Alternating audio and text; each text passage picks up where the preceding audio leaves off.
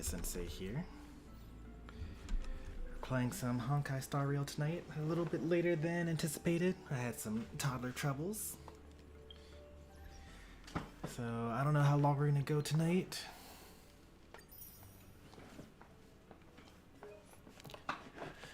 We do have the story. A couple more days until the banners end.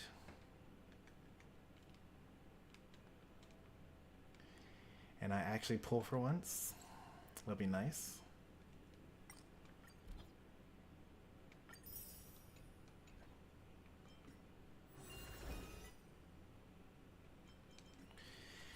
How many more days? 2? Okay, that'll be nice. Linksha will be added to the account, even though she's not really a good priority pull these days, but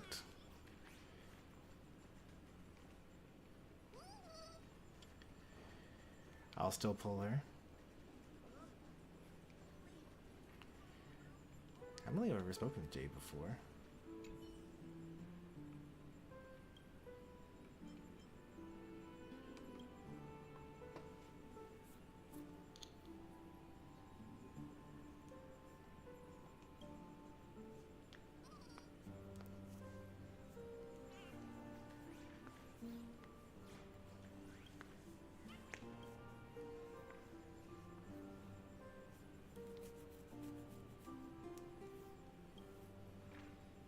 Yeah, there's Cyril.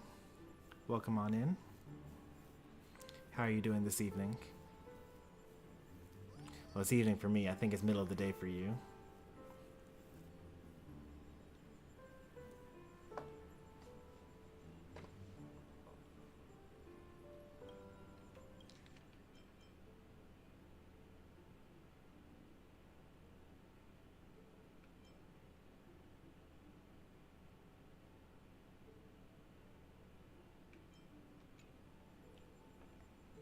Need for Speed Rivals. Geodude plays that game, streams it. I bet it's pretty good. I actually played like some of the Need for Speed games way back in the day.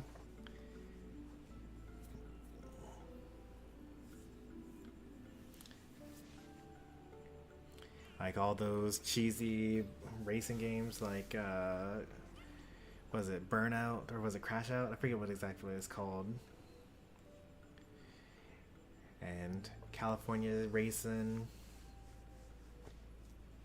Twisted Metal.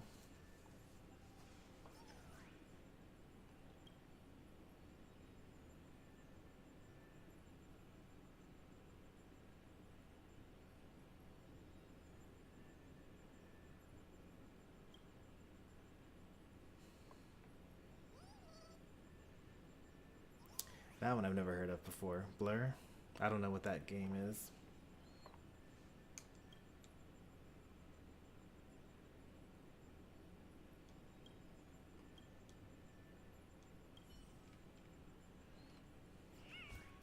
Alright, we were in the middle of the story here. How messed up would it be if you just like accidentally reset? I don't even know how far back you'd be if you reset the challenge there. Alright, so we're about to speak with Cyrene and go to sleep for the banquet tomorrow. And then after the banquet, we're going to enter the ocean and fight Fagusa, the ocean titan, and retrieve its core flame and present it to Cerydra. It's been a long day. We should get some rest now.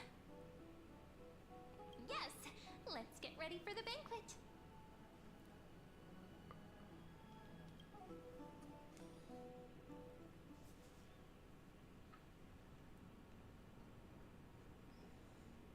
Look, the venue's right ahead.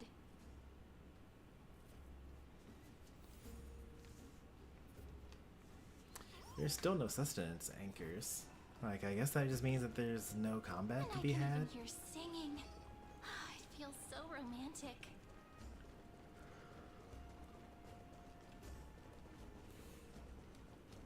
Oh no, they're about to fight me, aren't they? Honored guests, wait here for a moment.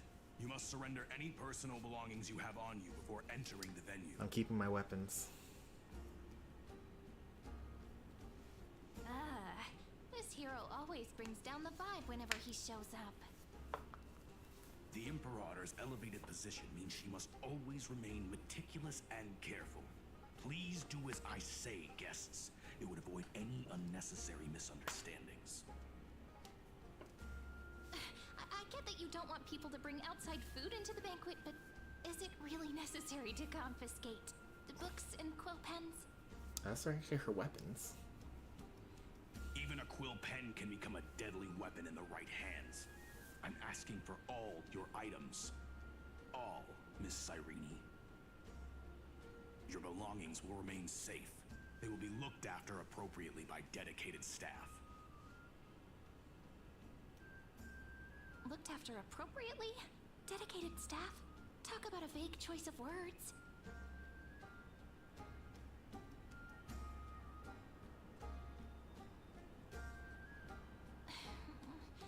It seems like he's aiming specifically for the chronocognitive anchor. What should we do? We should designate one of us to stick with the stuff on the outside instead, maybe. True. I had a feeling it would come to this, but I didn't expect such a direct demand. But listen, why don't we go with their plan and hand over the chronocognitive anchor to be looked after?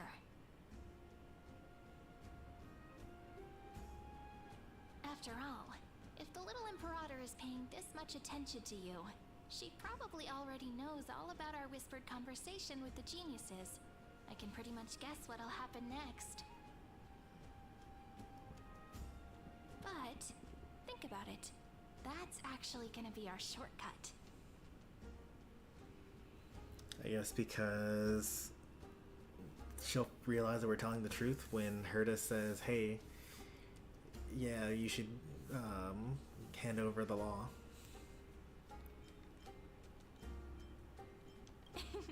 I knew it. You and I can practically read each other's minds. Guests. All right, we'll listen to you. Here you go. Also, please pass on a message to the Imperator from us. She can trust my friend, anywhere, anytime. Thank you for your cooperation. The Imperator has some urgent business she needs to attend to and will arrive shortly. Why don't you head in with the other guests first and enjoy the feast? There's so much like space between all of the voice lines for some reason. I'm not quite sure why. Isn't Cerydra supposed to be the focus of the banquet? But she's not even here. Well, yeah, that makes sense. Why is it so difficult to talk to her? If she's the focus of the banquet, she should be the last to arrive.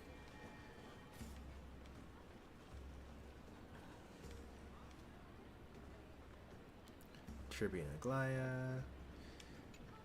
Leadness. Is there anything else we can help you with, dear guests? Or do you want me to recount the great Imperator's heroic deeds? Hey, Labinas. I managed to get some honey brew that the scholars very hid far in the off. cellar. Wanna try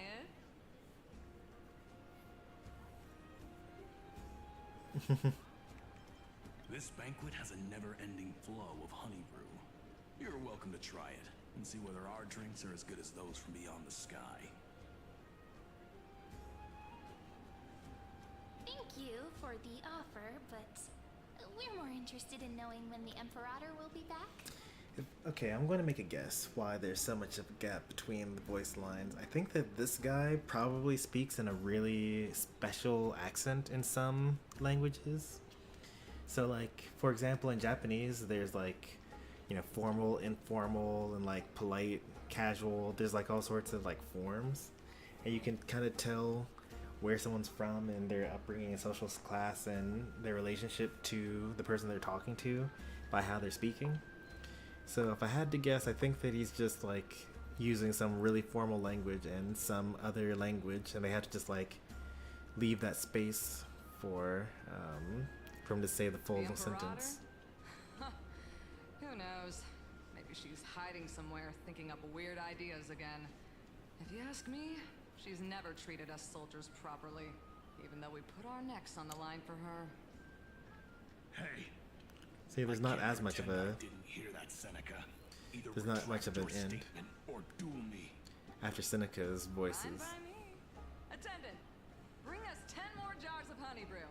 I'm gonna make sure he can't even stand straight by the end of this. You wish. Be careful you don't get drunk first. Actually, there are so many people. We wouldn't be able to find the Imperator even if she were here. I know. Let's look for seats that are raised up higher than others. Well, I can think of one seat in particular. Aggie, if you can't get used to the honey brew, we will go ask for a pot and cook some oatmeal for you. No need for that. This banquet is just too loud. And nothing and no one here is interesting. I just don't really want to be here. Lies! You were pretty energized when you came back from the bath chamber. Let me guess. Are you worrying about someone? About high ceilings? Or little Cypher? Didn't call her You're Syphy. breathing too seriously. At this rate, life's gonna be real tough for you later on. You're the least qualified to lecture me about that, teacher.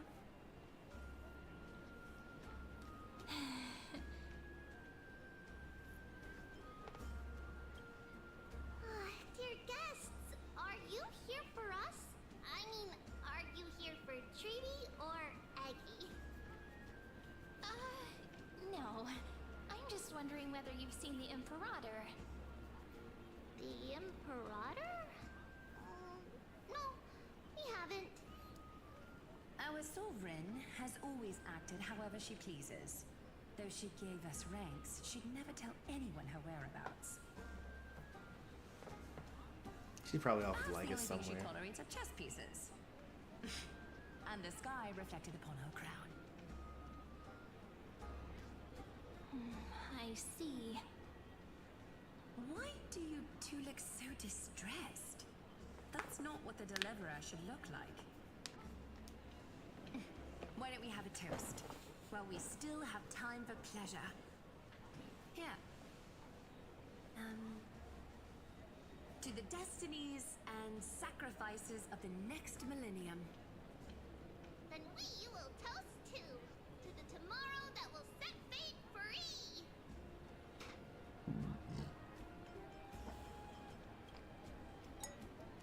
Cheers. Called it.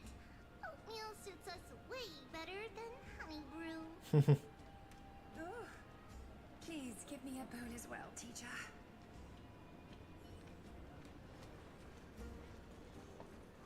Attendant, bring us 10 more jars of honey brew. I'm gonna... You wish. Necessary to campaign against the Titans.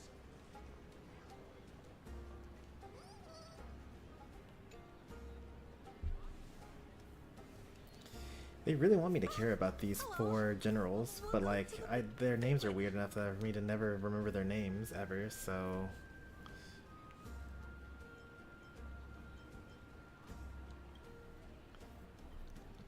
I don't think I'm gonna ever care about them. The deliverer is attending this event, as expected. Little Virginia here was just wondering whether she should go find you.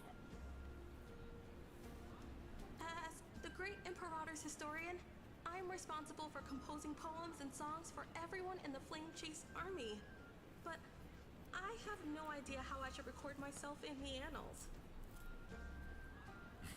Little Virginia is wondering whether you can let slip a hint or two about her future, so she can find some yikes. inspiration to I write don't think about history is herself. ever mentioned to you at all. That doesn't sound like a good idea. Besides, we don't even know her in the future. Yeah, that's real rough. But she'll probably get really disappointed if we tell her that. What should we do?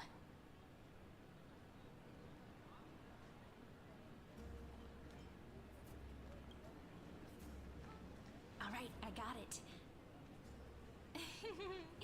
We can't reveal too much, but I think it wouldn't hurt to start your poem with the future. Maybe use something like, with hope, I write down the tale of tomorrow for myself. Silently waiting, day after day, till the moment it fulfills its promise. How's that? Oh, that's exactly what I'm after. I'm so inspired. Thank you so much. I feel like I can actually finish composing the heroic saga of Flame Chase once we end this campaign.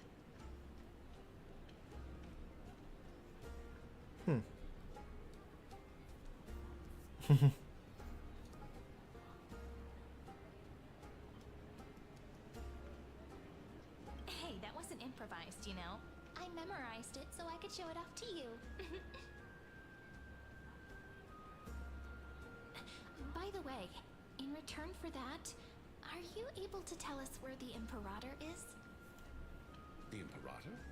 She usually wouldn't arrive this early. She believes that rulers should stay silent in places where their subjects hold private conversations. That's actually a reasonable attitude to have. Why don't we have a toast before she arrives? To reason, which is held but not revealed. To romance. Like, you wouldn't really be able to let loose in a party if your boss was there, hanging out with you.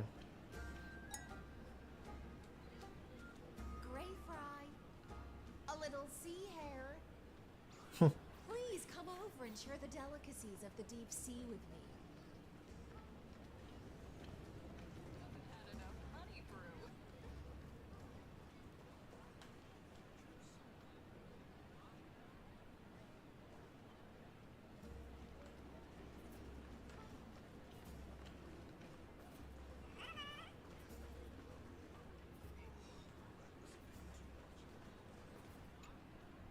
You two have been wandering around the venue as if you have something on your mind. Have the attendants not taken care of you well? You know, I'm kind of noticing that they're not very shy about, you know, things, this being honey brew and alcohol and mead, basically. And it being alcoholic, even though all throughout this Yen show, it was like the potent, flammable tea, which is just alcohol. But they never, like, call it alcohol or mention that you get drunk off of it or anything like that. It's just kind of like, you're supposed to just pick up the hints eventually. I find that interesting.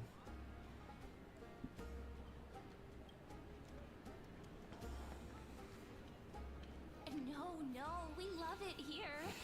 It's just... we're a little concerned, seeing how the Imperator still hasn't arrived. Don't worry. I know what you've been waiting for. Come, sit with me for a while, will you? I'd like to share a personal secret with you.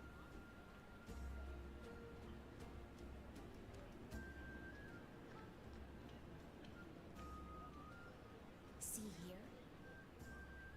This is Fagusa's dew of divine blood, the sweetest of all the 12 bottles. On the night before such a historical event, I'd like to share this marvelous drink with the deliverer. Doesn't this count as bringing in outside food? I knew that security check was targeted at us. What's the matter, guests? I think we would die if we had a single sip of that. By such an honor. Are you worried that I might have poisoned the dew? Well then, let me prove my innocence.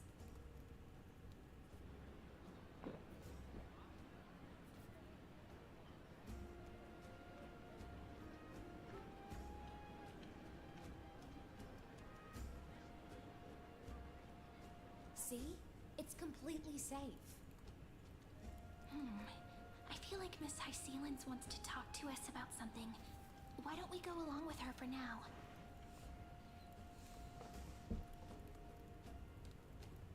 Worry not. Honeydew's not alcohol. It won't get you drunk. On the contrary, it can make your mind even sharper. We'll see about that.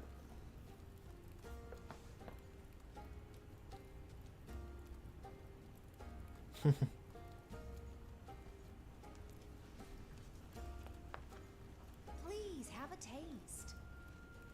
Would you like some too, little Sierra?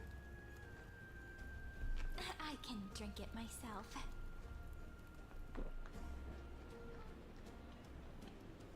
How is it? Sweet enough? Calm at times, tempestuous at others. That's the taste of the ocean. It'll do you good to understand Fagoos's fickleness before we set off to face their waves. Just like how you're about to understand the secrets within this dew.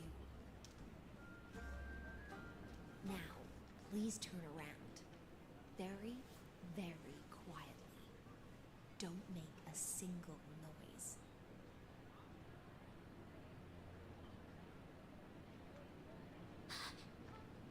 It's Ligus? Yep.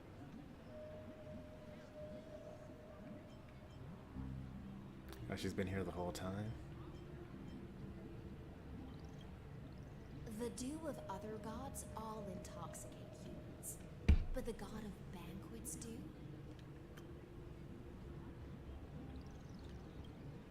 Is an antidote that can awaken humans from a sea siren's enchanting song. Oh, so Iceland is Since actually the on our start of this side. banquet, all the guests have been under the spell of my song. None of them can see the Imperator and that Fioros. Wow. But you two, I wish for you to see the truth. Is this also what the Imperator wants? This is my personal request. I can't bring myself to trust that Fioros. The Flame Chase army changed after he descended with Orynyx's divination and brought the prophecy of the stars to Akama. His seductive whispers harbor something malicious within and will ensnare those of us blinded by ambition. I wonder if Ligus has always been behind the prophecies. Like in all the other cycles. Like You someone are had to the write them down. deliverers of the prophecy and know about him far more than I do. Perhaps only you can find traces of the truth from his actions and words. Then we can show the Imperator the right path forward. Oh, but isn't this acting behind her back? Amphorius has become far too weak. Even heroic actions protecting her from harm must be conducted under the water's surface. I am the Imperator's blade, and I must clear the way for her while remaining concealed in the torrents. Then, ensure I'm pointing my sword towards the true enemy. Can you promise me something, Miss Hysealens? Speak your mind.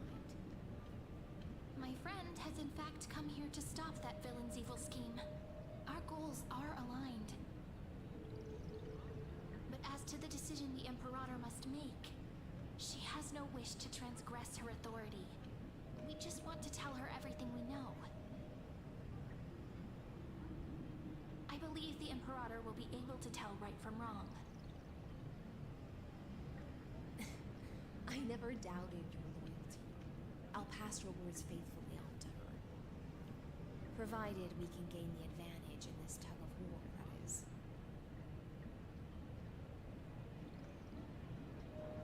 Now, return to the feast. Bring this cup with you and keep your distance. Pretend you are still immersed in the sea siren's fantasia. How? And I'll control the moisture in the air. That way, you'll be able to listen to sounds from afar as if you were away Okay, in the that's depths how. and hear every word of their conversation. Why can't you do that from here? I wish you a victory in this first skirmish. It's very difficult to It's the actually not exciting hear. and thrilling undercover part of the adventure.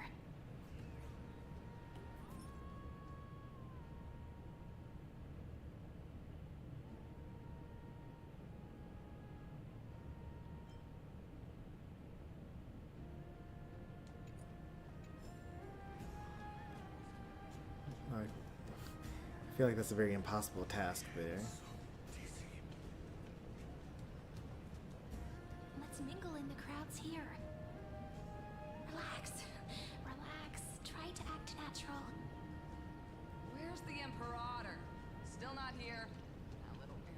always acting so high and mighty towards everyone. Today, I will. Wait a minute. Earlier, we were told by her seer that she believes that she should stay silent while their subjects are making silent conversation, and I totally agree with that. But now that I know that she's just literally here listening in the whole time, that's kind of awful and way messed up. Whatever. Pour me another cup.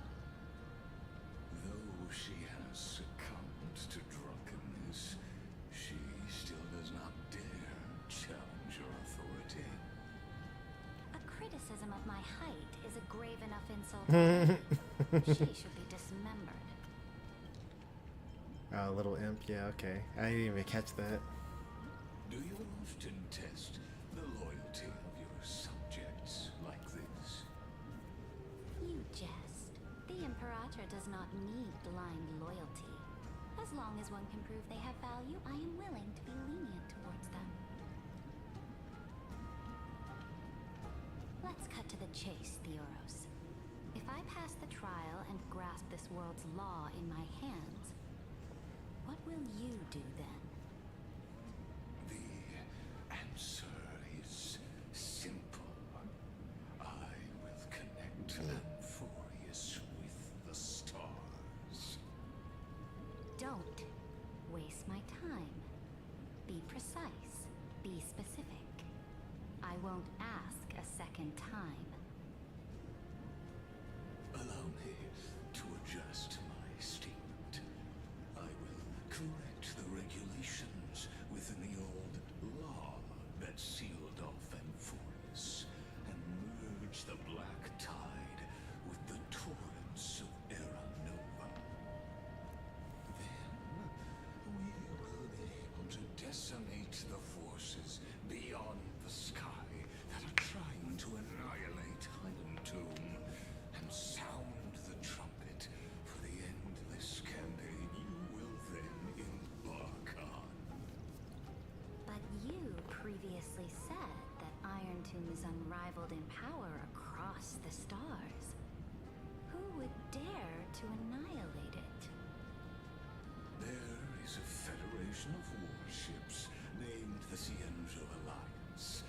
Warlike and old-fashioned. A cult named the Genius Society. Loosely organized, but steeped in abject insanity. Oh, there's also the Astral Express. A group of lawless vagrants. The Galaxy Hunters, the IPC. So-called Deliverer is part of that last group. Those vagabonds mistakenly believe they can connect the stars through alliances instead of conquest. But history has already given them a tough lesson. There are countless other organizations besides, but when the Lord Ravager sweeps across the cosmos, they will certainly all bow before your empire of destruction. So I'm guessing that Lygus' plan here, because before it was supposed to be Phynon, right? Phynon was supposed to be the victor of the final cycle and then take on all of Amphorius and become Iron Tomb. Since he's removed himself from the equation, literally, I suppose he wants Cerydra to take on all the core flames and become the final deliverer, so to speak, and actualize into Iron Tomb, which kind of explains why he keeps on saying, like, yeah, you will control Iron Tomb and you will be on the path of destruction. Because up until now, we've known that all of Amphorius is going to just disappear once the program ceases to run. The Achaemenid Alliance is invincible! If those civilizations are not as feeble as you describe, then they may still have some value in testing the quality of my blade. That being said, Even the smallest and weakest city-states should build an obelisk to the Imperator, so that their people can constantly recall the glory of her conquests. Walk a little longer with me, Theoros. I don't like how this is going. Our little Imperator seems fascinated by the destruction. I mean, all of the Chrysosayers should be, including you. Great fight. Little sea hare? It seems like they're still talking. Get closer. I'll keep carrying their voices to you.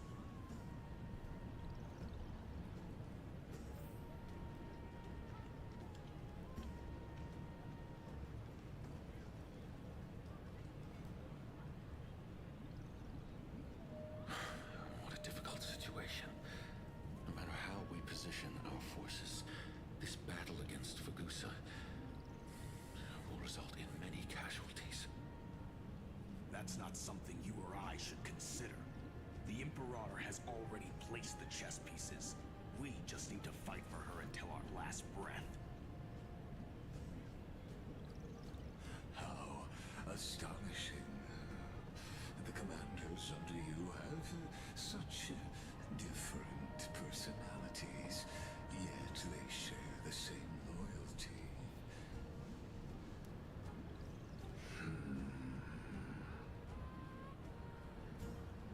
He's looking this way. Quick, do something and pretend we can't see them.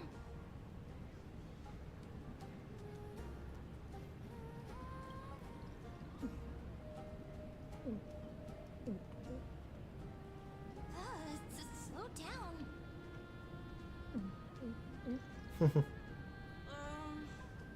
Are you okay? What's the matter? My apologies. I was just checking whether everything was fine with those two distinguished guests of yours. And it seems like all is well.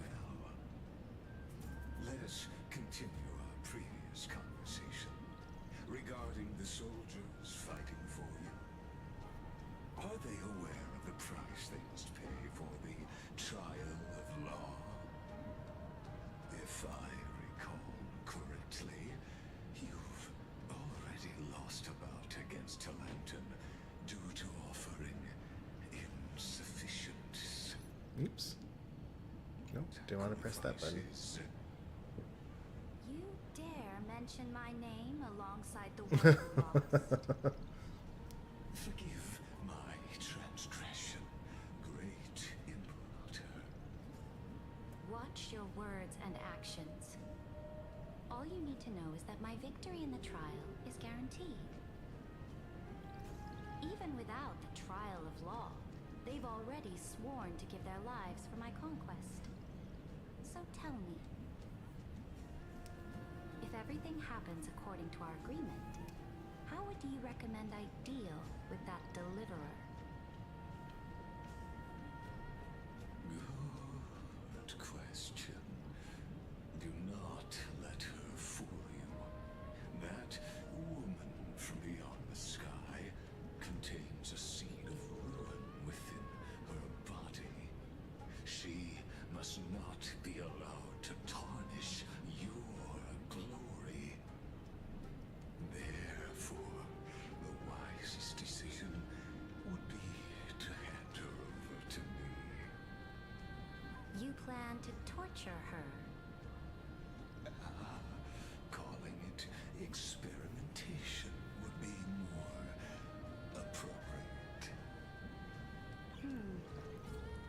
The guest's patience is running thin. I plan to remove the Fantasia and head into the banquet.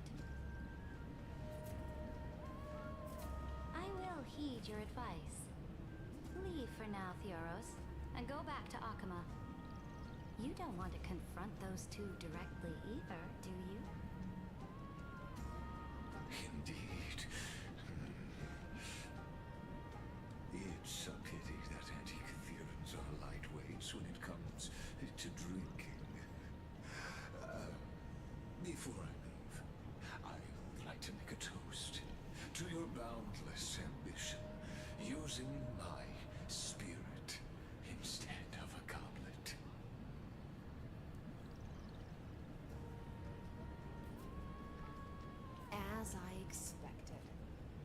that Theoros's schemes have been revealed.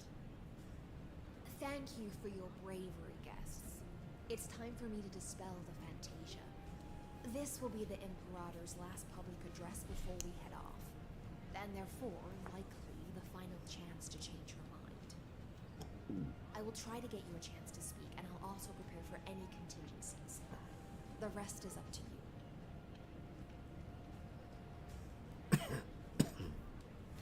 You should head back to your seats for now.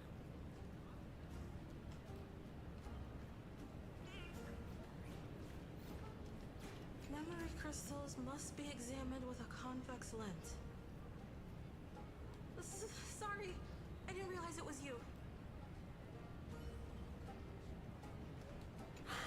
What a difficult situation. No matter how we... That's not something you or I should consider. Roger the war tomorrow. Make sure no one heard that. Hold it. Oatmeal suits a... Ugh.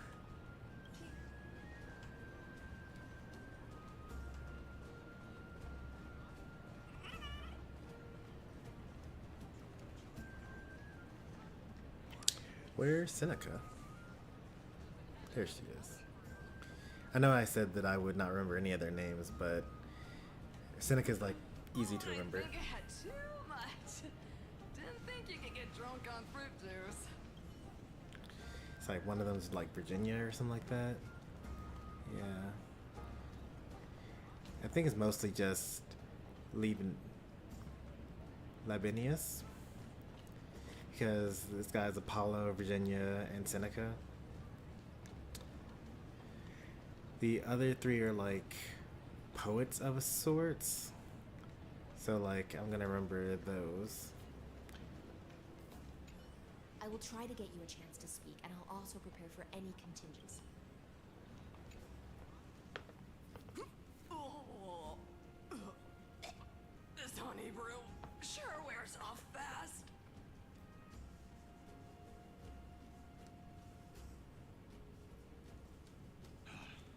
The Imperator!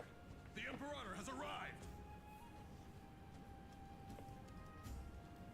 No need for formalities. I should be apologizing for my tardiness instead. The hour draws late, and I trust you have all had your fill of brews. Therefore, I will not observe the usual ceremonies. Any warrior who has fought by my side should have those speeches memorized by now. The Imperator's word is law. Are you out of your mind, Dux Frigoris? The Imperator hates flattery most of all.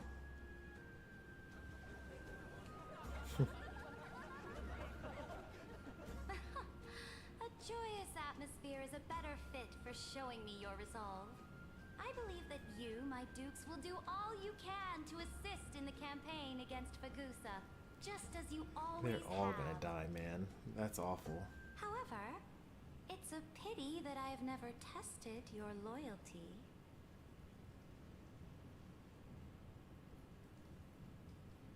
What does she mean? The purpose of tonight's banquet is not to raise our morale, but to establish which allies our alliance can actually trust. And sever the heads of the traitors as a toast to all before we march. Yes, some among us have discarded their vows in order to foment vile conspiracies. Now listen. Who's These she talking traitors are about? standing right here in broad daylight. It's nighttime, but okay.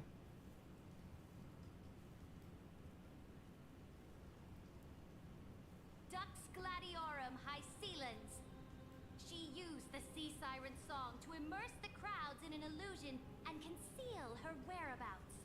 She then worked with those from beyond the sky to spy on confidential matters, hoping to rob the core flame by force and harm me, the Imperator.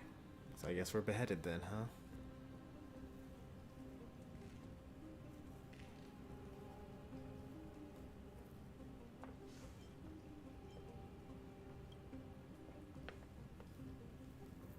Imperator, I can explain.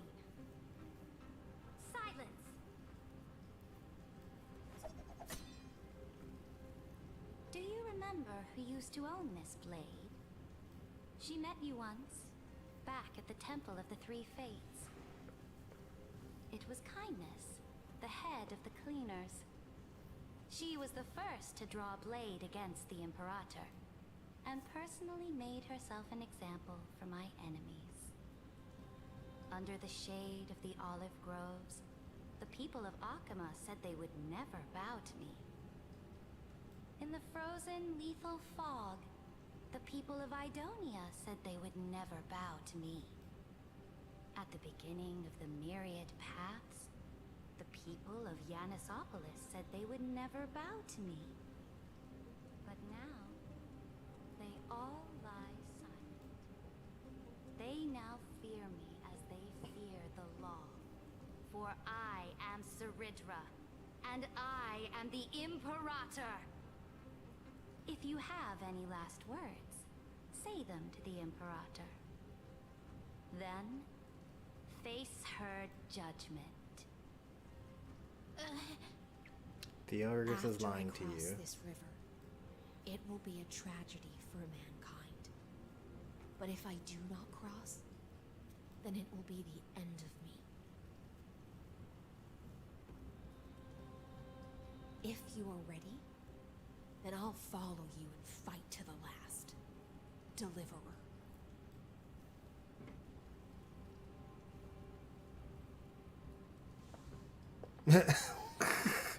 Yeah, that's not happening. That's right, friend.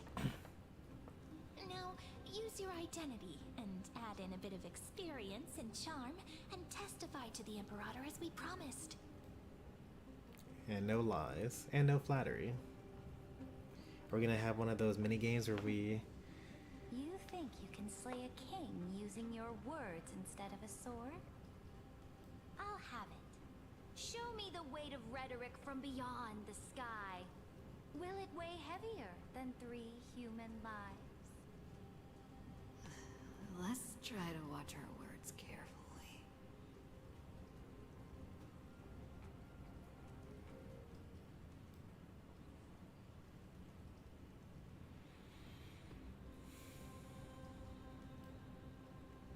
I don't even know what they're gonna actually say when I choose these options.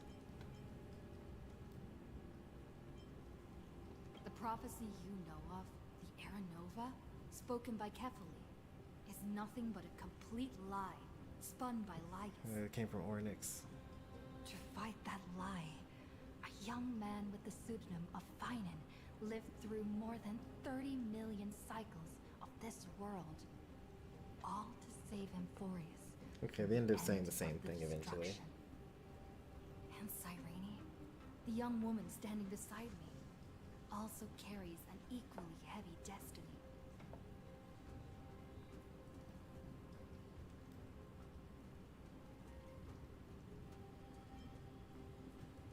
Iron is the ultimate end of Emphorius' destiny. It is an embodiment of pure horror that walks the path of destruction and can never be tamed. That is the only thing Lycus cares about. As for Emphorius, pure glory and campaigns, he doesn't care about any of those. He will most certainly betray you. When that time comes, all of us will be ground to dust by the destruction. Except for me, I'll be fine.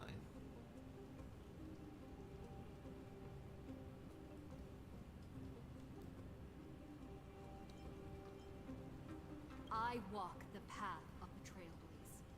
My friends and I have always obeyed the creed of explore, understand, establish, and connect. That's not very Conquest useful to and her. Destruction are never ways to build bridges between people.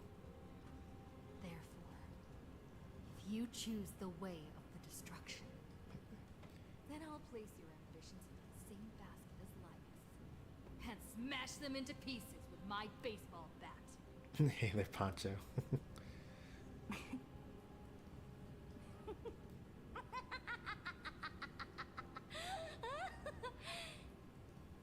That was truly a chaotic speech.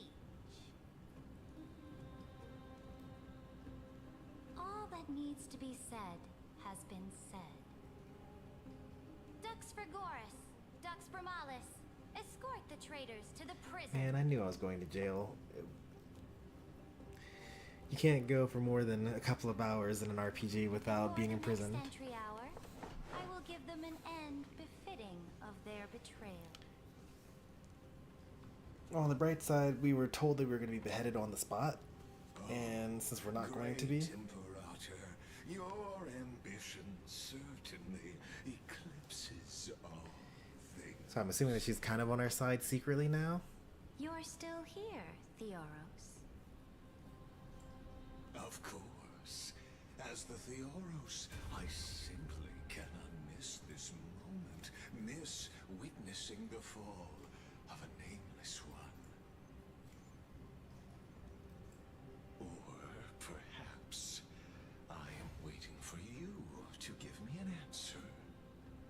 Why would someone as powerful as you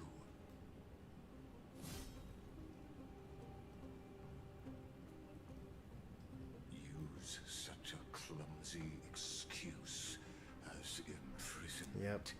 to ensure the deliverer's safety? Told ya.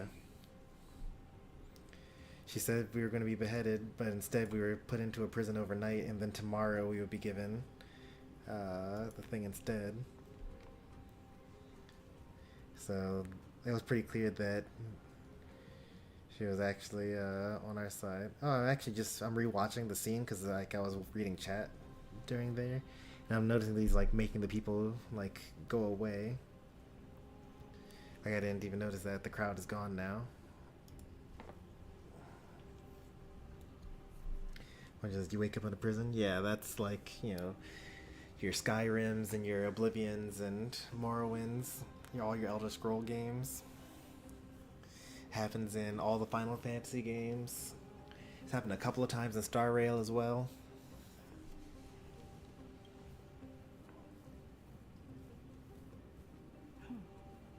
So you finally tossed aside your act. I must point out that you are just as impressive an actor. This banquet was always going to be a game of chess, where you would try to control both sides and turn both them and me into your pawns. That's right. That little Imperator never trusted anyone. She was always trying to see which side had more sincerity.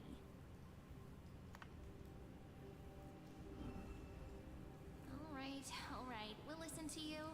Here you go. Also, please pass on a message to the Imperator from us. She can trust my friend, anywhere, anytime.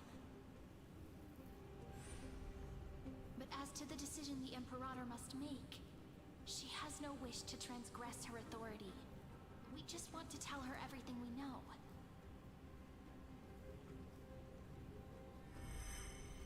Now, use your identity and add in a bit of experience and charm and testify to the Imperator as we promised.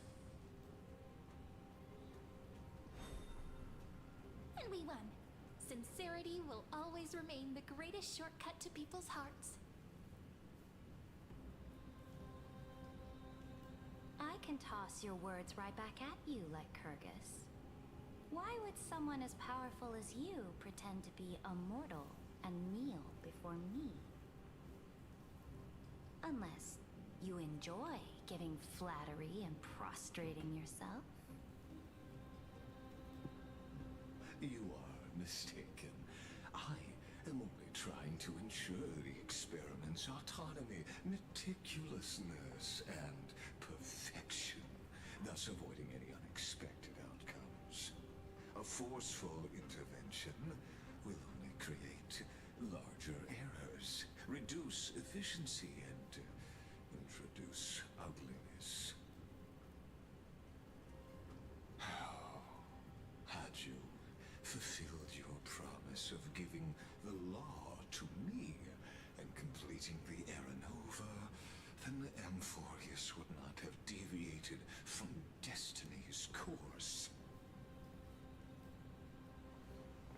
Oh, but you broke your promise. What a pity. In that case, I must carry out my duty as the administrator and eradicate all factors steering the experiment out of control. Factors such as you and her. Careful. Careful. What was that voice? Was it Oryx? I found you. I finally found you. Be careful. This land will face disaster.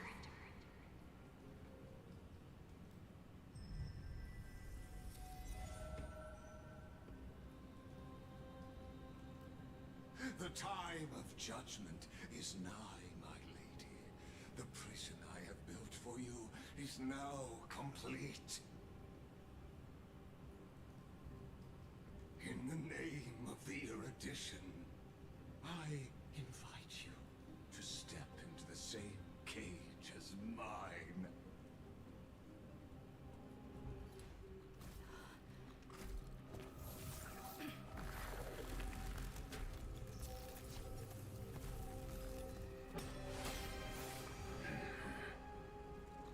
What's the meaning of this, Imperator? I did not permit you to act. A ruler is the only one who can decide their subject's destiny. But, great Imperator, what judges destiny is not the ruler, but gods. Don't forget, my realm only allows for the existence of humanity. Moreover, dealing out extrajudicial punishment equates to defying the law, and the culprit is to be sentenced to death. But you have seen how I can erase life from this world with just a clap of my hands. I fear you are still quite unaware of your current situation. Allow me to reiterate. I am giving you a simple choice. To collaborate or to be destroyed. There is no other way. Shameless behavior. If that were true, you would have killed me long ago. You, in fact, cannot kill me. I guessed it the first time I beheaded you. Because of the law, you cannot be completely destroyed. And the same is true of the Chrysos heirs.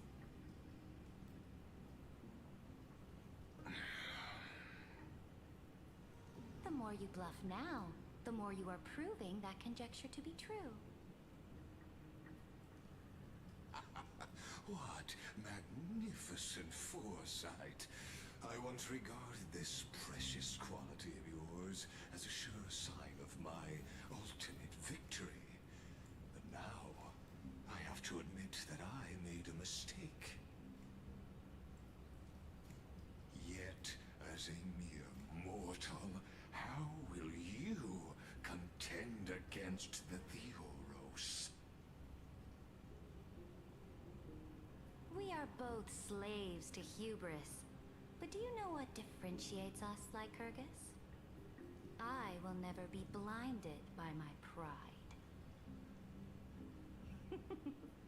If I wish to break the scale's balance, I only need to appeal to external forces and use them for my own ends.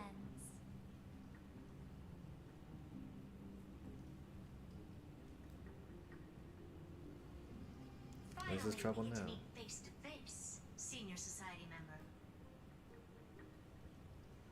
I offer sincere acknowledgments for your many past achievements. but I must deeply regret your current perspective.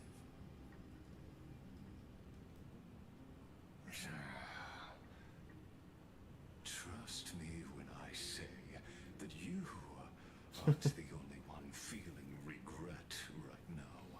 Screw them. This is 2 Emanators versus 1, so, you know, there's no way he wins this.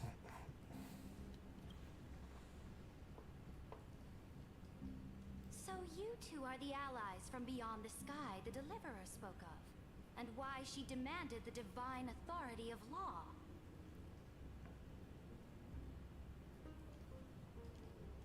Come and prove your strength to me. Show me the power of these so-called paths.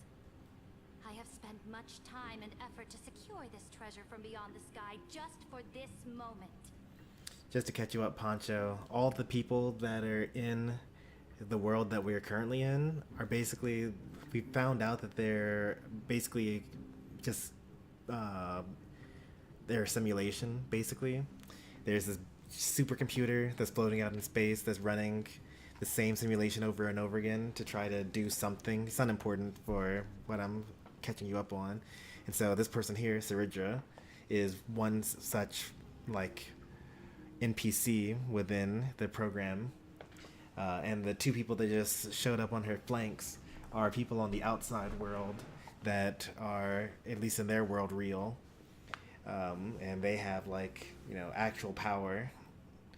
Just like the robot guy that speaks very evil-like. In the name of the sovereign of planet Scrulum, your allies have responded to your call, esteemed Imperator.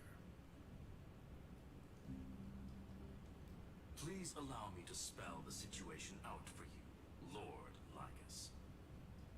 Permission to read the ultimate protocol is already in my hands. It'll only be a matter of time before we acquire the authority to write and execute commands as well.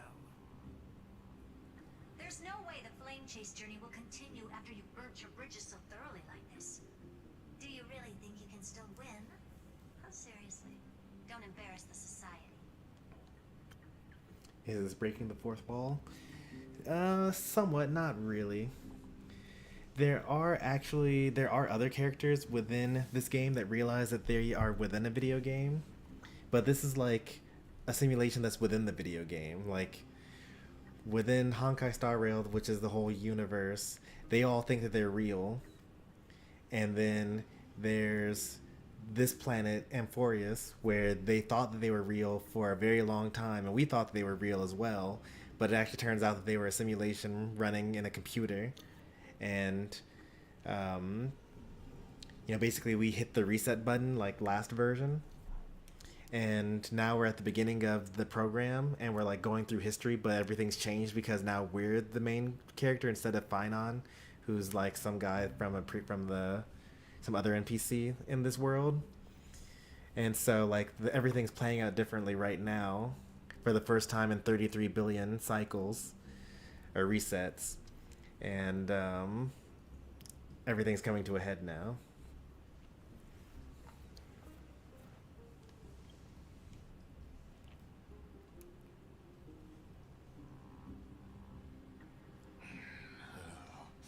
I understand that a near zero possibility does not equate to zero. That argument is very persuasive to me. And also it's like even more complicated than that, because this is a game that's made by MiHoYo, and their other games are like Genshin Impact, Zenless Zone Zero, Honkai Impact 3rd, and like a bunch of other games. And within all of the games, including this one, there's this concept of the imaginary tree, which, you know, we have that in real world as well. Like Yggdrasil, I think it's Norse tree of like of stories, basically, where like it's all of Destiny's branch off and whatnot. But the imaginary tree actually exists in this multiverse as well. So like there are characters in this game that are actually from another game within the franchise, and they were like transported here through a mysterious portal. And so they're like aware that their world exists, and also they're now in this new world. And I mean, they don't know that they're in a video game, but like they know that they're in a different universe with everyone that like looks the same, but like they're all different personalities and whatnot, and they have similar names as well. So there's like all sorts of stuff. I have, this is the only Hoyo game that I've played, but there are a lot of connections with the other games out there.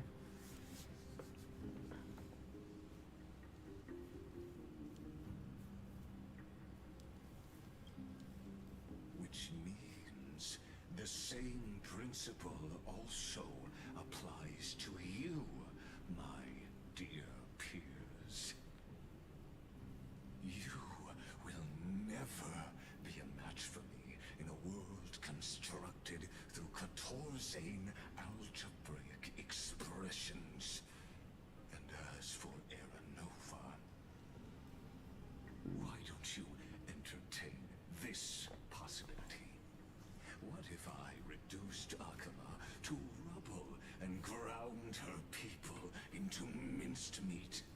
Would the heroes then once again desire the power of demigods so they could fight against me?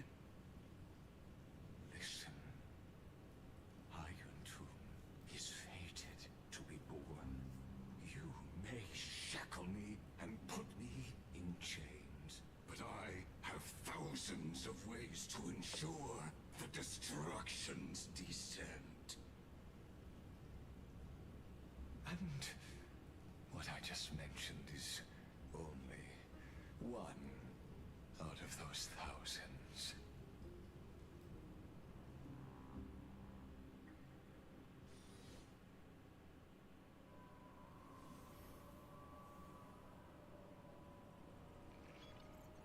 This is the exomyth? This doesn't feel the same as before. How should I get back? Warning, warning, warning. Warning, warning, warning. Command isolation? Since we parted ways last time, I have modified the exomyth into an audience area exclusive to you. Now, you'll be able to silently wait here for the final act of the Laborious to begin. So this is the exomyth, and like, so the inside that we were just watching was the interior, right? With just the simulation and everything playing out in real time. But it's like using Inception rules, so like 1,000 years down there is like a couple of seconds in the real world. So then there's the outside world as well that's like, you know, out of reach for us right now. And we're in like between there, so we're able to look down at the simulation without interfering with it right now.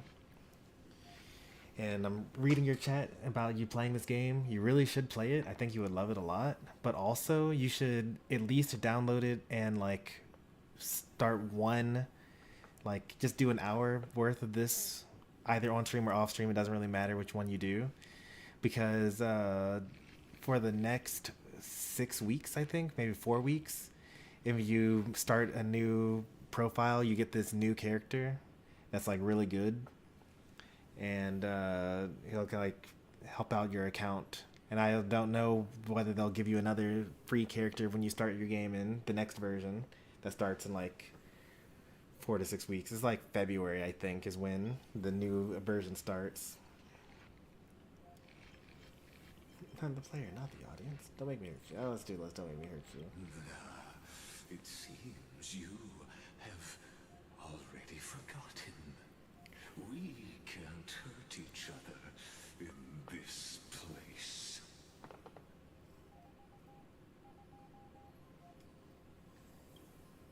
This could, in fact, be a wonderful opportunity for you. From the audience's perspective, you may better observe the workings of the erudition at a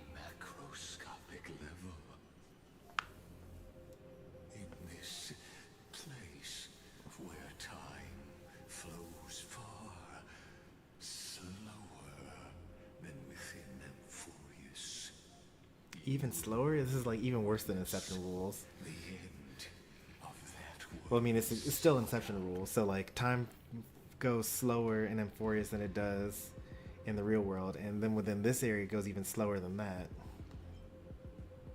Indeed, the speed of time here is infinitesimally close to that of the real universe you're familiar with.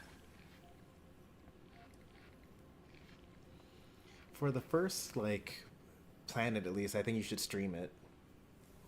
I think that the story stays really good all the way up through the first like 2 chapters.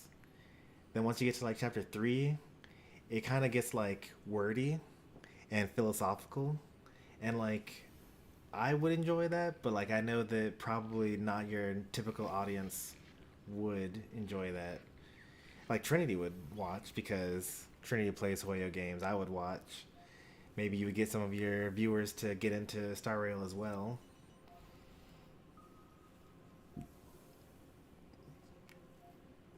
It's like the first chapter is kind of like very actiony, and then the second chapter is like a good rounded story.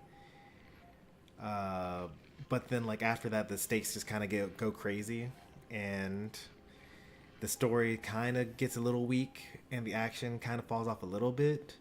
But like the lore and background and like the idea of it is a lot better in that third chapter.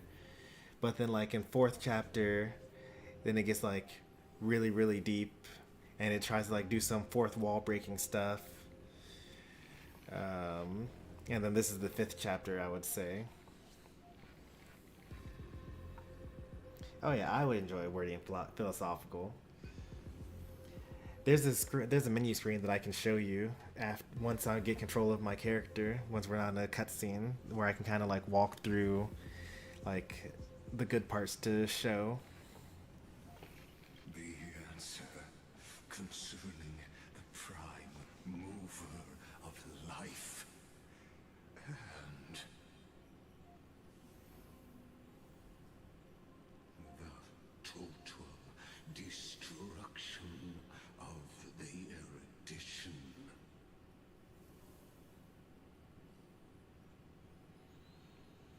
I think it'll be good, especially like in this era for your channel, because like you were doing just Pokemon Unite for a very long time, but you've also been getting success with like Fortnite and Among Us and like Minecraft and all these other things. Like I think that, you know, obviously I'm biased and want you to play Star Rail. I want everyone to play Star Rail, but I think that now would be a good time to introduce it as another variety game.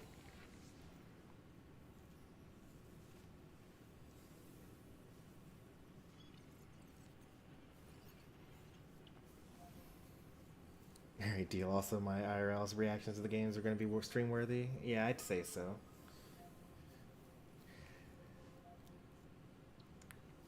Like, especially when you see some of these characters and their animations for the first time.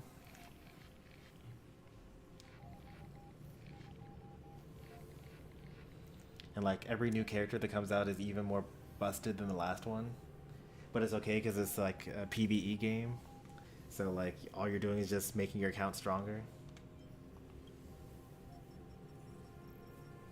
Do you see me as their faithful disciple? I am certainly not. I have tried so hard to ensure Iron Two's birth, just so that I can correct the error named erudition that humanity crafted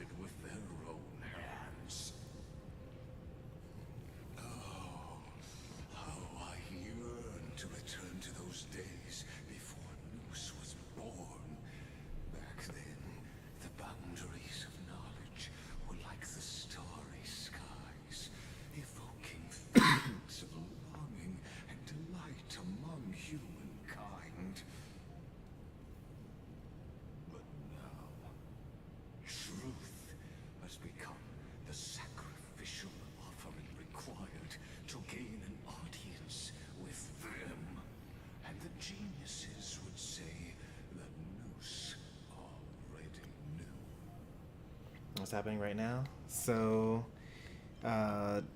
you saw that confrontation before where he like teleported us out of the area. So now we're in the exomyth, and now we're like talking with each other. And basically, we were like, "Yo, why are you doing this?" And his answer was, "Well, I want to figure out what started all of this, the prime mover of life, and also I want to destroy the erudition. The erudition is one of the gods of the universe."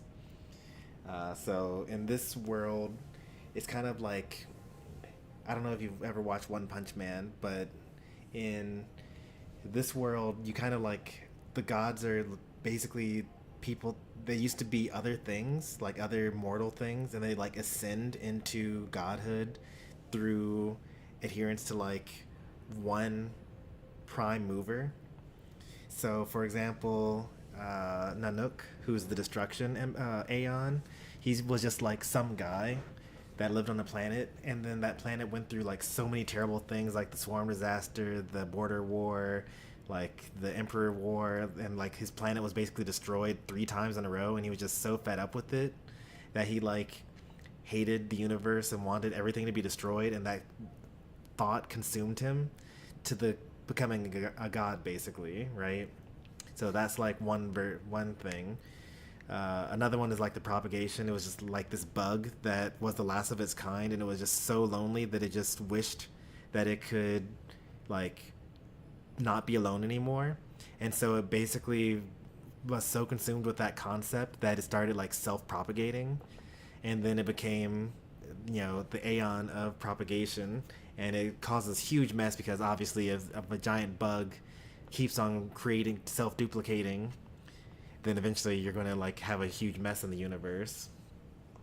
So anyway, those are like, that's how gods in this game, in this world works. Erudition, or Noose, is the Aeon of erudition, and we don't actually know what started with that. We know that Xandar, the first genius, created Noose, and we don't really know much else about that. They're like, obviously they're going to probably get into that in this story, but like, he wants to destroy Noose for some reason, and he's explaining why he wants to destroy that god, even though he actually gains, he like, the source of his power is from Noose.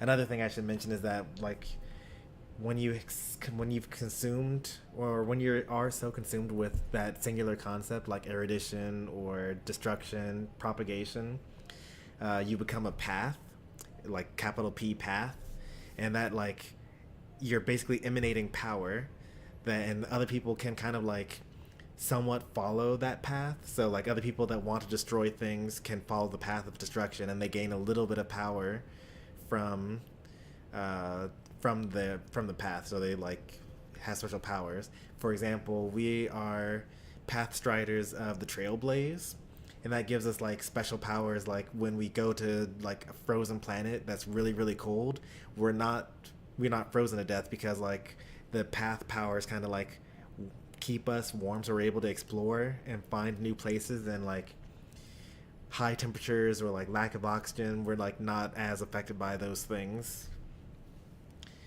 So he's an emanator of erudition, which is like even further beyond being a path strider. That's like, the Aeon has actually given you a portion of their infinite power in order to do whatever you want with it, because you're like such a good disciple.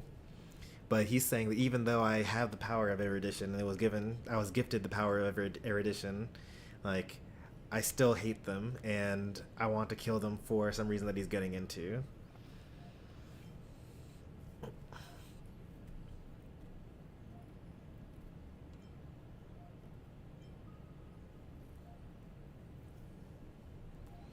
So what I think he's getting at is that, like, before Noose existed, you just used to discover things so you could discover things, and it was just kind of fun to, like, learn new things. But now, because the erudition exists, everything is about, like, basically appeasing to Noose, rather than, like, just for knowledge's sake, I think, is what he's getting at. That arrogant Eon was born from the primal mobile of humans' desire for knowledge. Yet they themselves sealed off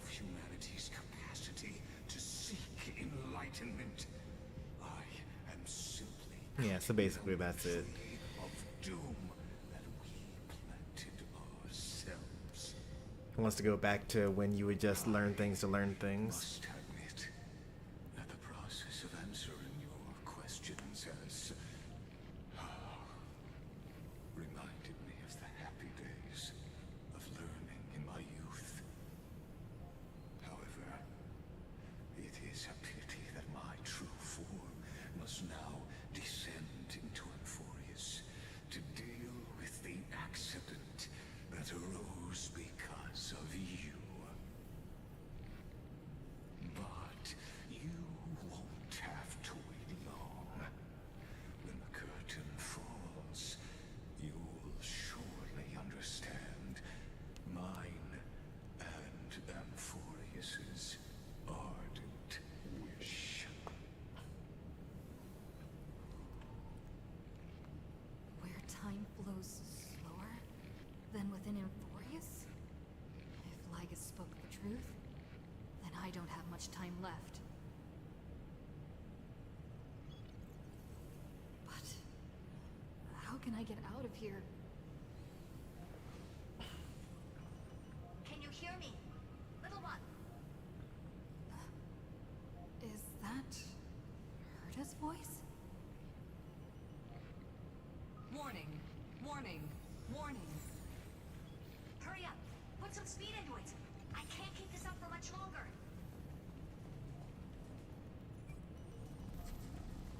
That old Intellitron overlooked one little detail. And Screwy and I finally found an opportunity. Let's keep it short. While you were gone, well, in those few years, Emporius... Years. Because, like, time is moving faster here. Yes, time dilation, resulting in an uneven flow. Don't you know this already? Let's stick to the main points. The Chrysos heirs activated a chronocognitive anchor and helped Scrollum and me open a hole in the firewall. We made some adjustments, so he can't attack us immediately, but it won't hold for long.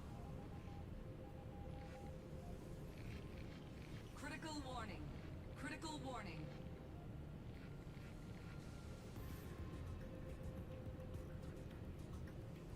Time is running out.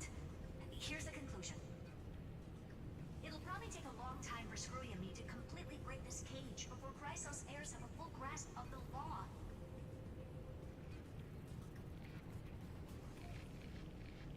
To be safe, we'll continue to launch side-channel attacks on the system to give you opportunities to escape. You need to seize these opportunities. So start moving, and find a way to pull off a magnificent jailbreak.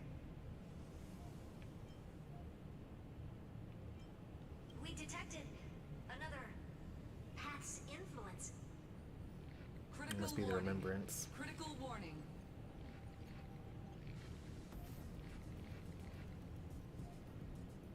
Its power is strong. May be able to help. Use the path's power. Make it detect you. Unauthorized communication terminated.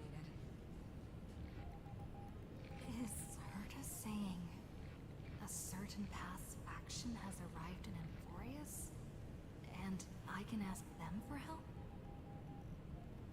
I mastered the powers of different paths in my previous journeys. Think hard and figure out exactly which faction has arrived in Euphorius, and which path's power I should use to call for reinforcements. Are these showing my memories?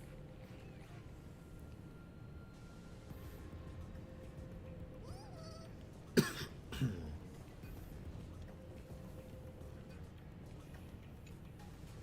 Stellaron in my body.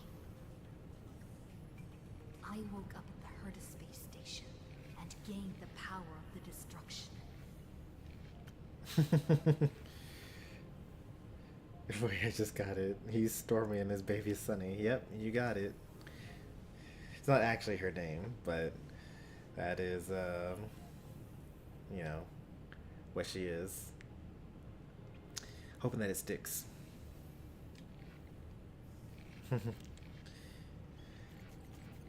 I do from time to time call her Sunshine IRL.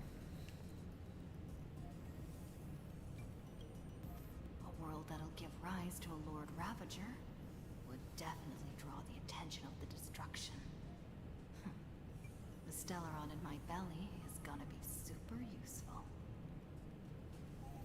But what if I end up pulling in the Antimatter Legion? Or the Annihilation Gang? Can they really help?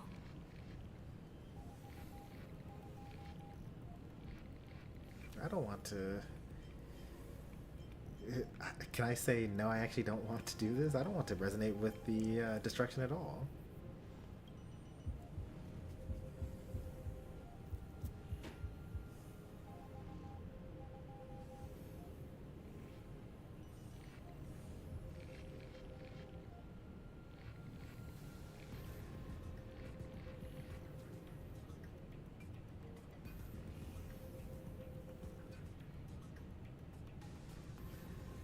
I very obviously need to just go to the Remembrance.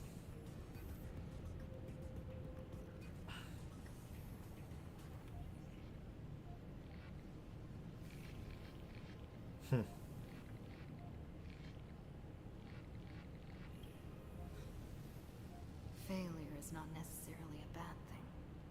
This power wasn't gonna call up anyone nice after all.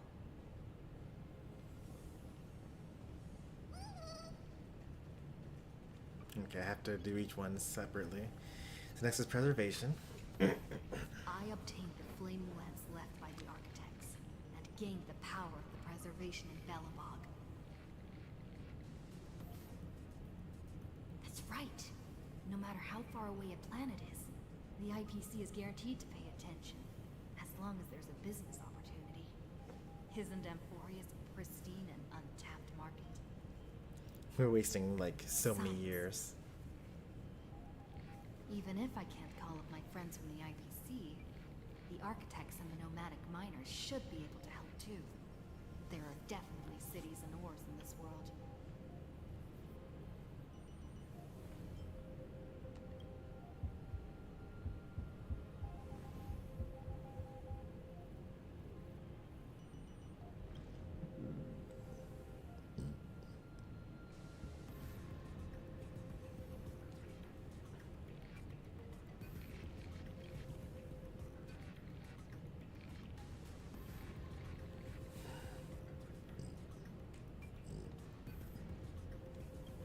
Seems like since Amphorius is an overseas market, the IPC's hand can't reach it. Alright, on to the Harmony. I received the Watchmaker's hat in Penacony, and declared war against the Order. Then gained the power of the Harmony. That's right! The benevolent family must still remember me for saving them. Their music echoes throughout the stars, and they'll definitely want to help. Come, let me put on the deer hat that's been set aside for quite a few chapters. Sing with Clocky. The world is in harmony, and the stars shine bright.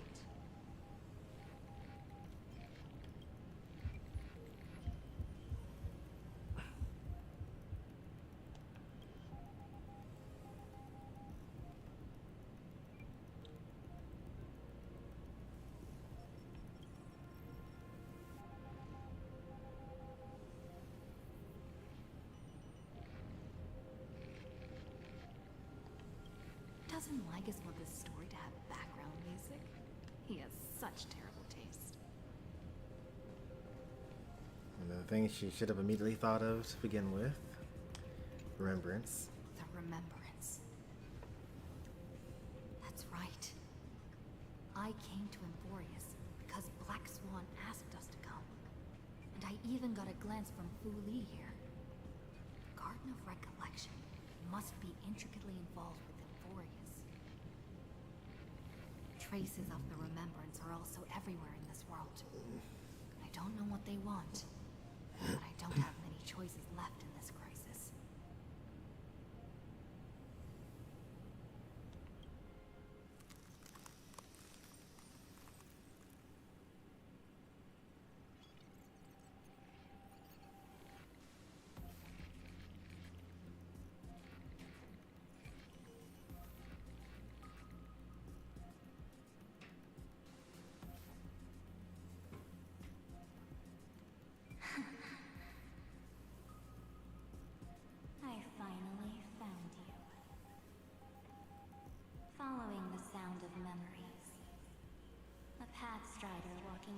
remembrance and the trailblaze.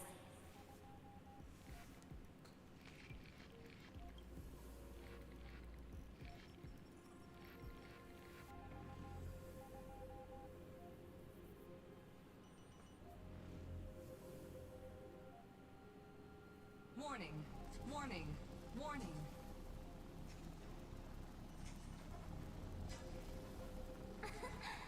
Erudition's prison cannot stop us, for we lie outside the logic of zeros and ones.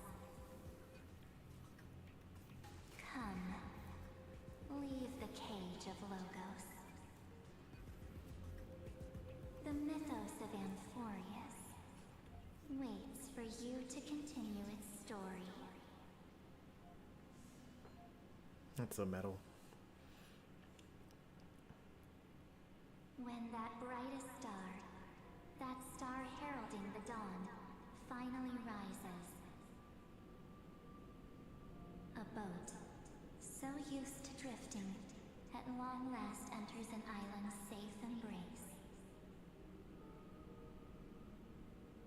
Oh, Pathstrider, we have helped you break free.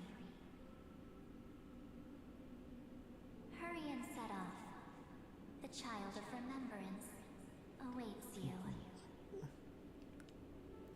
That was very much a What's she doing here?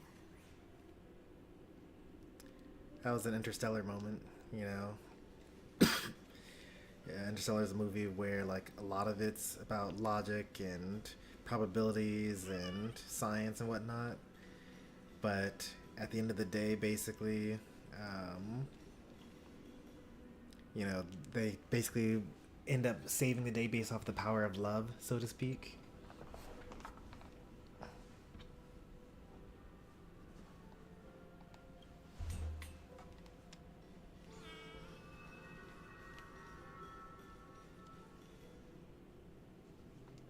Oh, you're finally here! We haven't seen each other for such a long, long time. My good buddy, I've really, really missed you.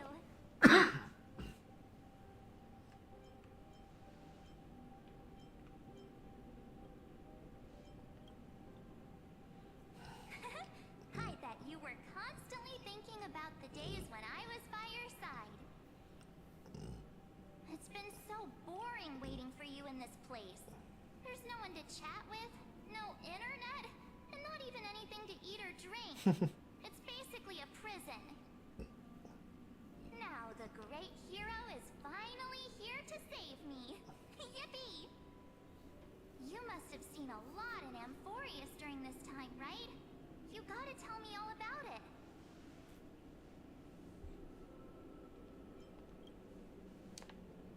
I'm all good. Look at how fit and active I am. But let's get out of this spooky place first. This is not a good spot for a reunion chat. Why don't you take me back to reality? A strange voice told me that I can enter Amphorius if I keep following this road. So, let's head off. I still don't know what that world even looks like. Why does March feel so weird? What are you standing around for? Do you actually like this place? Get moving. Hurry! This door should be the exit. Do we trust her? Maybe my instincts are wrong. Let's follow her first. Because I know that March already entered Amphorius, and both Screwlum and Cyrene told me as much. So what is she doing not in Amphorius? Who's this person?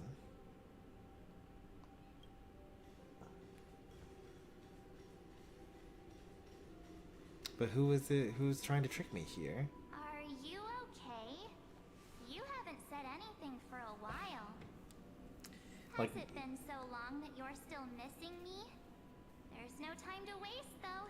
The Chrysosairs and the geniuses are all waiting for you. Okay, so that's the trick right there. If a strange voice said I would enter Amphorius if I went on this path, and she has not entered Amphorius yet, but she knows about the Chrysosairs for some reason. She also knows the geniuses are there ahead of her, which are things that she should not know because she's been in this path space this whole time. So I personally know that March is already in Amphorius somewhere. The main character that I'm playing as does not know that because that wasn't a cutscene that didn't involve the character. So that's kind of, you know, how I know that there's something weird going on here. No. The discrepancy is getting worse.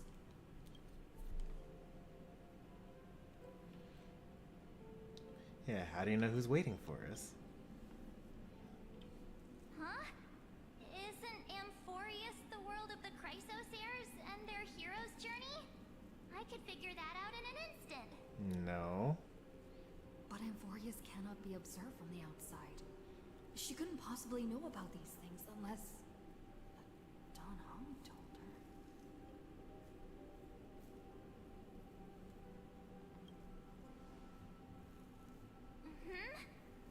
No, he's not. Maybe I just happened to miss him. Never mind. Don Hung's super reliable. We don't need to worry about him. He's probably waiting for us somewhere. All hail and hearty. No. The geniuses would have made sure that Don Hung made it back on the Express. Besides, the March I know wouldn't be so dismissive about her companions. Something's not right. She's not March 7th. I guess you have something you want to say to me? Then there's no need to feel things out first. With questions. Let's treasure the time we have together and be frank. Her voice is changing.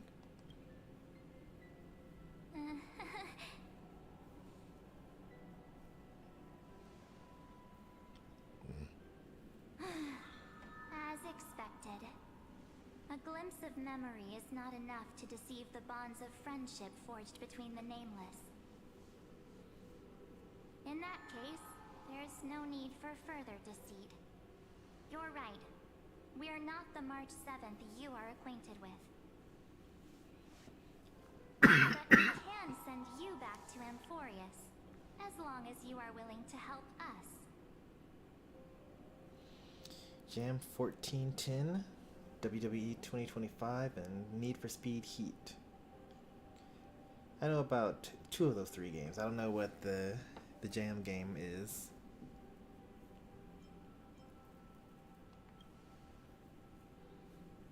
She's fine. This form was simply borrowed from your memories. We'll introduce ourselves to gain your trust. We are the Garden of Recollection. You should be very familiar with that name by now. Just as a reminder, while you hesitate, time is quickly ticking away in Amphorius. Working with us is the best way to stop the enemy of erudition. Erudition would treat any results unrelated to the experiment as garbage and throw them out. But we don't work like that. The Remembrance treats all these instances as important materials needed to weave the universe. Besides, this would be child's play for a great hero like you. It won't be hard at all. Also, if your plan fails and the big bad Iron Tomb manages to get out, then the whole cosmos will be in danger. Wouldn't it be better to have an additional failsafe? As long as you help the Garden retrieve what we want, even if Iron Tomb reformats everything in the physical plane, we can use Remembrance to reconstruct the entire world. Or should we say, the entire universe? Have a good night, Poncho. I'm probably going to be hitting the hay soon as well. it's like past 1 already. I was thinking like I need to get in control of my character, and like it felt awkward to stop right here when like time is passing faster in Amphorius than it is outside. But as soon as I get back in Amphorius, I'm probably going to be ending. But have a good night, and I'll see you next time. Probably for Tilted Monday. So help us. Find where Amphorius's memory began, and bring it out. The Master of Anastrava has already glanced at you. Don't deny it. That storybook is the best evidence. Anastrava? That's the first time that name has been used for Fuli.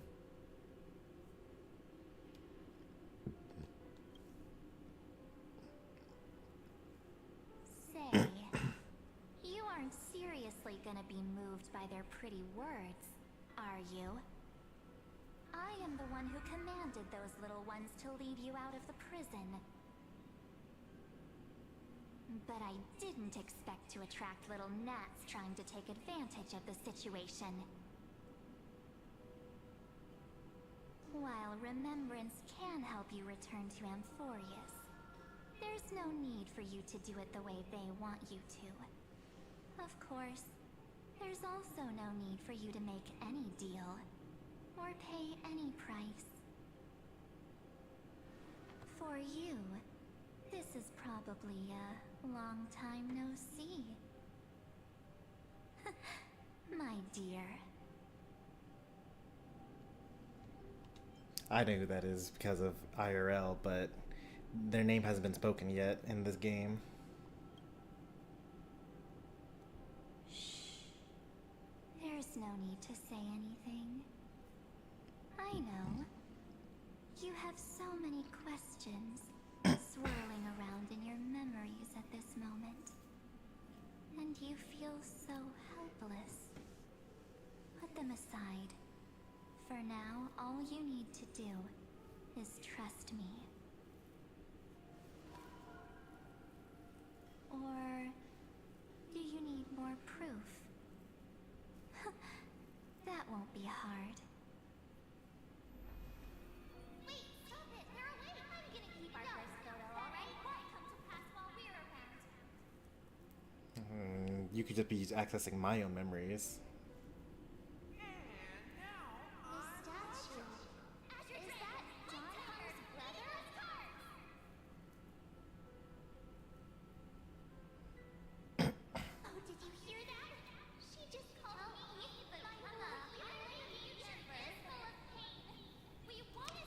The only way that you would convince me by showing me these is by giving me a memory that March knows about that I don't have because I wasn't there, but she told me about.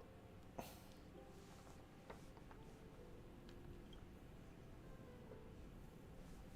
are you sure? Maybe a couple of punches will help to jog your memory. I don't remember that happening. It's as if they all happened just yesterday, right?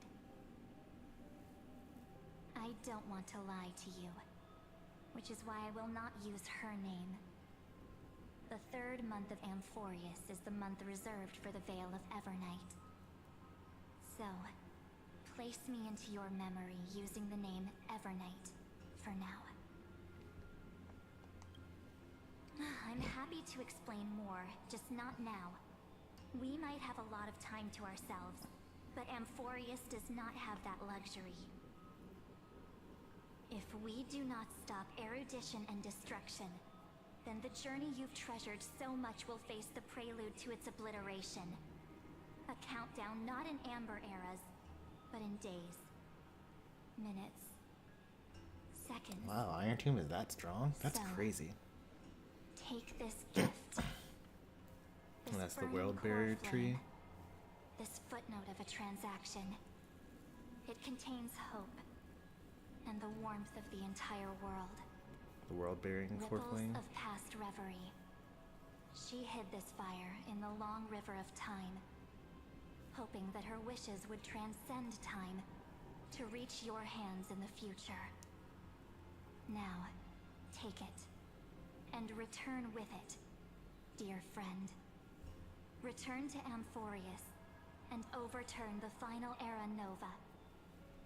Witness the time that stood still for the Deliverer, and the resistance that never bowed to the destiny of destruction over the long years that passed in a flash. Then, with this core flame blessed by the remembrance, respond to their hopes and blaze a trail to the future. And I will silently watch in a corner of time, waiting for our next encounter. I believe the wait won't be too long. Next patch, in fact.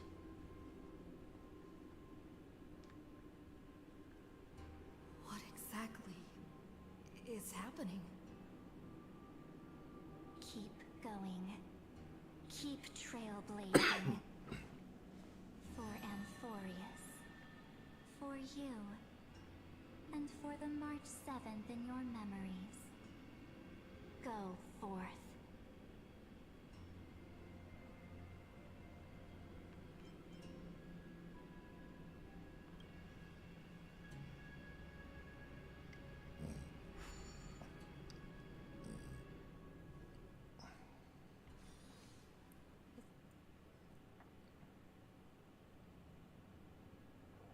Four, 9, 3, 1. How many years have passed? Is this Akima? I think that Lygus has killed everybody by now. At least he said he was going to. And years have passed. No one's here. And the Donda I saw.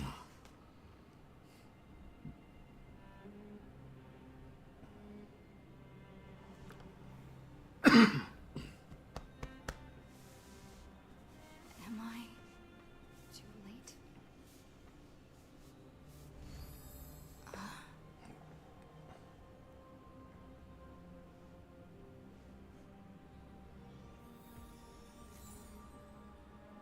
Yep, the world bearing core flame.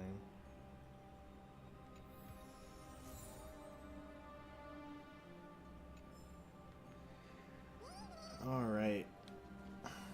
This is a good place for us to end here. A lot has happened. Pause and save.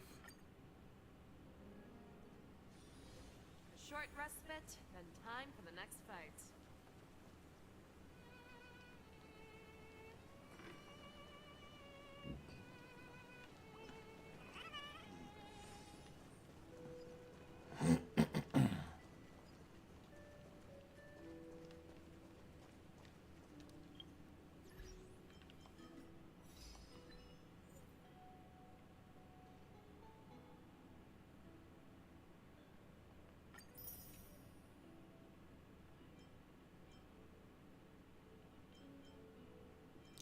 So it looks like we're halfway through the story because there's now 3 more achievements left to get this version.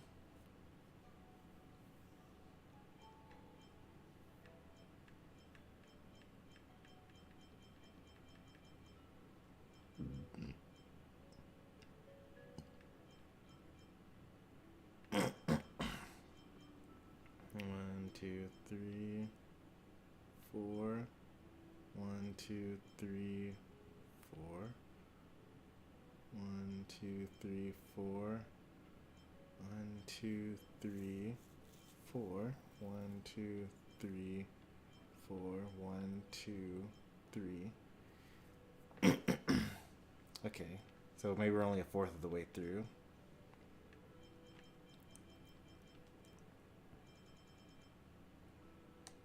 Which makes sense. We haven't fought anything this entire time. We haven't gone to any new map ever.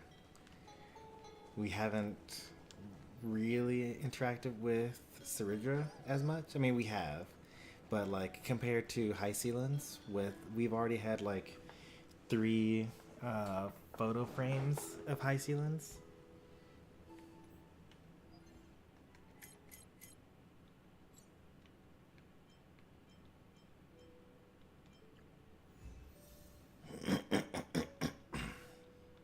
Okay, so it actually tells you how far we are. So we're halfway through.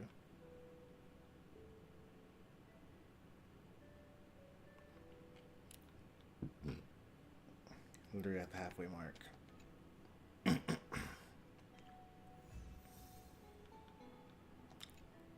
Wow, that was such a short version.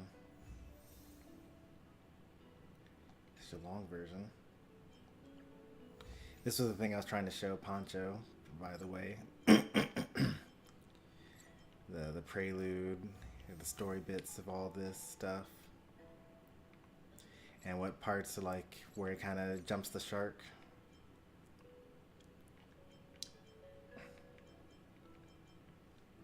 But like, in case anyone's watching the VOD after the fact, these three here, the prelude, Act 1 and Act 2, that's good content for viewing. Act 3, it's acquired taste, I'll say. And then these are just really long cutscenes where there's like not much action. But the story's good. It's just like, it's just non-stop talking, as you've seen, because we've just been streaming for almost 2 hours and have not had much to do combat-wise. Because if you're into that, you know, you're into that. Alright, but I'm going to hit the hay. I gotta be a responsible adult in the morning. If you enjoyed the stream, be sure to leave a like. If you want to see more from me, be sure to subscribe. Thanks for watching as always. I'll see you next time. Take care, and goodbye.